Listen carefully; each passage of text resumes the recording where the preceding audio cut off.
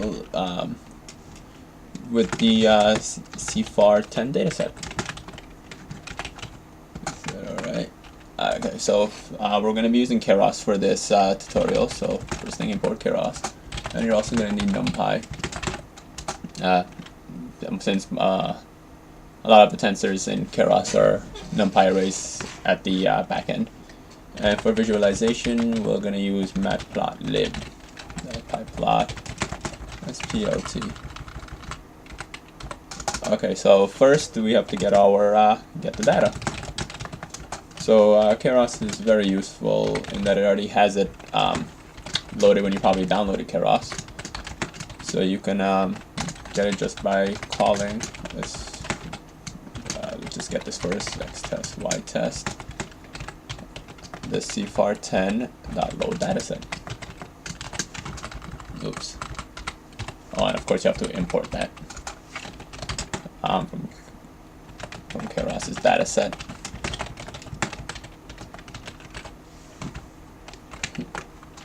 Okay, and let's just see what we have, what we're working with. Let's say xtrain shape.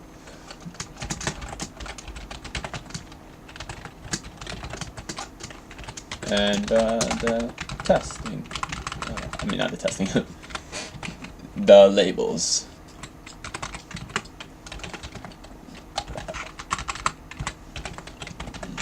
Okay, so make sure we're in the correct directory. Yep, deep learning Keras. Alright, let's run this. So I'm using TensorFlow backend. Let's see, what's the issue here? From Keras, data sets. It's all with the little things. Yeah, so the training set is about 50,000, 32 by 32 by 3. So the images themselves are 32 by 32 by 3, where the 3 is number of channels and 32 is the width and height, and 50,000 is the number of images. And of course the Y, the number of labels for each image is also the same. But this one here is, that's just an integer. And the way Keras has it, or the way this, the CIFAR-10 dataset was originally obtained, was with a number of labels, and these are the labels: airplane, automobile, bird, cat, deer, dog, frog, horse, ship, and truck.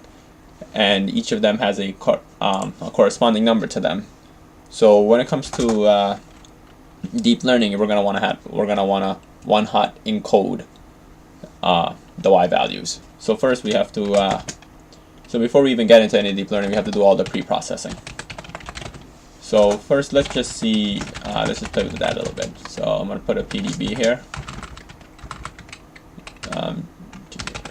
just so I could run this in the console live. So xtrain.shape, oh sorry, we already know that, meant to say of 0. So these are all integers, and as you can see, they vary. For images, it's usually between 0 and 255 for all of them. And let's do ytrain of 0. So this image, whatever it may be, and we'll visualize it in a second, corresponds to number 6, which I'm guessing is probably a dog, number 6. Oh no, it's probably 0 index, so it's probably a frog. Let's just visualize the some of these plots. So we'll define a method called plot data. Alright, so let's say figure and access equals. So if you need me to go into any more depth about these, about plotting or the shapes, let me know. Right now I'm focusing more on just the deep learning aspect for this tutorial. In other ones we can actually go more depth into the non-deep learning parts. So I'm just creating a figure and access to actually plot the images on, and this here I'm just flattening out the axes so I can just run a for loop through them, and you'll see what I'm talking about in a second. Okay, and then we have to pass in our training data here, and just return 0 just to exit this. Alright, let's see what our data looks like. So this is going to plot a 3 by 3 pretty much 9 images. So let's just document that.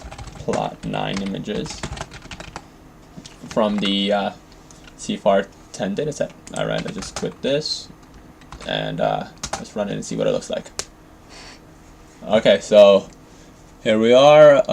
As you can tell, 32 by 32 is not a very high resolution. So like row 3, column 2, like this is a horse, this is probably a boat, these probably look like cars. I'm guessing these two are trucks. I can't even tell what these are. Given from our labels, I don't know, maybe a deer, maybe a frog. Yeah, a little bit difficult to tell visually, just because these images are low resolution images. Okay, so we have a good look at what the data looks like. Now the actual pre-processing part, so let's just move this down here because viewing the data in that sense is not actually pre-processing. So over here we see how the values vary. So usually for training a neural net, you want your values to be well bounded, usually between 0 and 1. So the way we'll do that is by casting this as a float, a NumPy float 32, and then just dividing by 255. This way the values are all between 0 and 1. And anything we do to the training set, we also have to do to the testing set, or else we will not be able to actually test. Okay, let's save that and run it. Let's see what it looks like now. So xtrain of 0. So now you can see all these values are just between 0 and 1, right? Because we divided everything by 255. And also, our ytrain is still just a single integer. So when we're actually training, we don't want an integer at the end. We'll do something what's called one-hot encoding. And one-hot encoding is basically taking an integer and turning it into a vector. So like the number 5 would be 0, 1, 2, 3, 4, 5, and however many more you have. This is the idea of one-hot encoding. So the number of vectors we're going to have is the number of unique elements, the number of unique classes that we have. And for the CIFAR-10 dataset, we know we have 10 classes. So let's just put that in a variable. Number of classes equals 10. And we could verify it here in the console by doing I believe it's np.unique of ytrain. So we have 0 to 9, that's the 10 of them.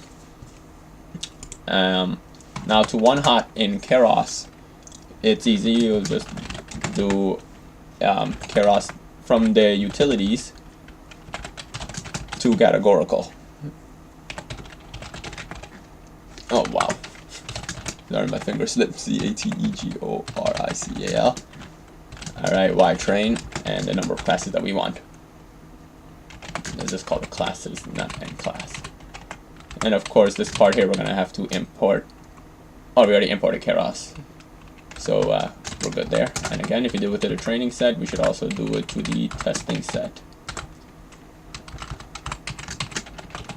Okay, let's put this and rerun it and see what it looks like now. So y underscore. See, that's your one-hot array now. And it looks almost pretty much just like what I had here, except I forgot one more 0 because we had 10 classes. Okay, so that's pretty much all the pre-processing we'll need as of right now. And now we can get into the building the model. Now, there could be more pre-processing, but this is a good starting point. So let's see how we do here, and then we'll go back. So we're going to be building a CNN, convolutional neural network. So our net is going to be sequential. Alright, so we have to do all of our necessary imports. Okay, let's do it down here. So what we're going to be using, since we're going to be using a convolutional neural network, we have to import convolutions. So from keras.layers, import conv2d, max pooling, and things like these you should you'll see in class from the lectures. Flatten and dense. Okay,